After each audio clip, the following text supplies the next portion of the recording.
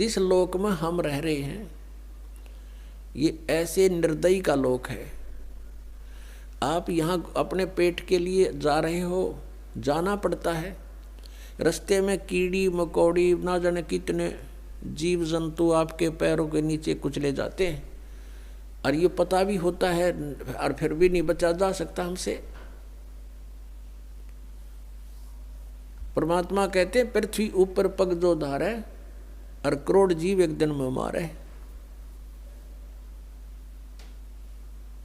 अब कहने का भाव ये है कि जो हम साधना करते थे शास्त्र विधि को त्याग के, उनसे पुण्य तो कोई बना नहीं था क्योंकि वो शास्त्र विरुद्ध होगी, और पाप अपने आप बने थे। जैसे 1 एकड़ जमीन है, यानी कोई 2-4 एकड़ जमीन है, उस जमीन में, उस पृथ्वी पर यदि उस जमीन से हम कुछ लाभ लेना चाहते हैं, जैसे कणक उगाना चाहते हैं, गेहूं चना बाजरा ज्वार कोई भी फसल हम बनाना चाहते हैं, तो उसके लिए हमने एक विशेष प्रयत्न करना पड़ेगा। वो घास पहले वाला काटना पड़ेगा, उसमें कोई झाड़ बोझड़े उग गए हैं वो काट काट के बाहर करने पड़ेंगे, और फिर हल से ट्रैक्टर से यानी परिश्रम करना पड़ेगा और पैसे लगाने पड़ेंगे। अपनी मेहनत से, मजदूरी से या पैसे से उसकी गुड़ाई करनी पड़ेगी। फिर बीज डालना, वो भी पैसा, यानी बीज जो डालेंगे चाहे मोल ला कर डालेंगे या अपने घर से डालेंगे तो वो भी पैसा ही लग रहा है। फिर सिंचाई का, उसके ऊपर फिर अपनी पर्सनल मेहनत, ये सब इतना व्यय करके और समय भी सारा दिन उसी के चक्कर में लगे रहना, तब जा कर के कहीं फसल बनती है, गेहूं प्राप्त होते हैं। और उसी जमीन, उसी पृथ्वी को आप बिल्कुल ना छेड़ो, कुछ ना करो, उसमें भी फिर भी अपने आप अड़ंगा उग गया होगा,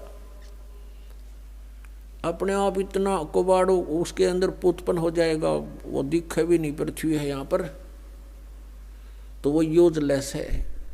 तो पुण्यात्मा, वो घास तो आप पे बन गया, वो अड़ंगा कुबाड़ तो आप पे उग गया, और फसल बनाने के लिए कितना प्रयत्न करना पड़ा, और वह भी फसल हुआ तो वरना भी हुआ।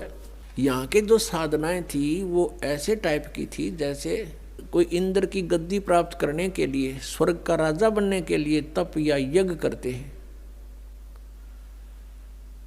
तो उनकी यज्ञ या तपों को खंड करवा दिया करता था वर्तमान राजा इंद्र। क्योंकि यहाँ राजनीति चलती है, धर्म नीति नहीं चल सकती। धर्म नीति तो परमात्मा के चरणों में आने के बाद हम राज की इच्छा त्याग कर ही धर्म नीति को पर चल सकते हैं, उसको सफल कर सकते हैं। तो इंद्र अपनी राजनीति के आधार से कि कहीं कोई तेरी गद्दी प्राप्त करने की योग्य कोई ऐसा धार्मिक अनुष्ठान ना कर ले, तो उनको खत्म करवा देता था, किसी ना किसी कारण से खंड करवा देता। तो वो समझ ले जैसे किसान यहाँ पर खेती तैयार करता है, ओले आगे या वर्षा फ्लड आ गई, हो गया नाश बने बनाए का, या आग लग जा बनी बनाई फसल गेहूं का। तो यहाँ कहने का भाव ये है कि इतनी मेहनत के बाद भी आशा नहीं कि घर आ जाएगी, और घर आती है तो कितना प्रयत्न, और वैसे उसमें अड़ंगा वैसे उग गया उस जमीन में। तो ये हम जिस लोक में रह रहे हैं ये ऐसा स्थान है कि हमने अगर पुण्य करने पड़ेंगे इस शरीर से, तो मेहनत करनी पड़ेगी, काम भी छोड़ना पड़ेगा, 10 रुपये भी लगाने पड़ेंगे, तब हम पुण्य प्राप्त कर सकते हैं। और साधना हमारी शास्त्र अनुकूल हो, शास्त्र विधि को त्याग कर मनमाना आचरण ना हो, तो तब हमें पुण्य मिलेंगे और पाप बराबर में लिखे जाएंगे। पाप अलग लिखे जाते हैं, पुण्य अलग लिखे जाते हैं। जब तक हम कबीर परमेश्वर की शरण में नहीं आते हैं, परम संत के माध्यम से हैं, तब तक हम जो साधना करते हैं, चाहे वो शास्त्र अनुकूल भी क्यों ना हो, तो भी हमारी दोनों लिखे जाएंगे, पुण्य न्यारे पाप अलग, और दोनों ही हमें प्राप्त होंगे।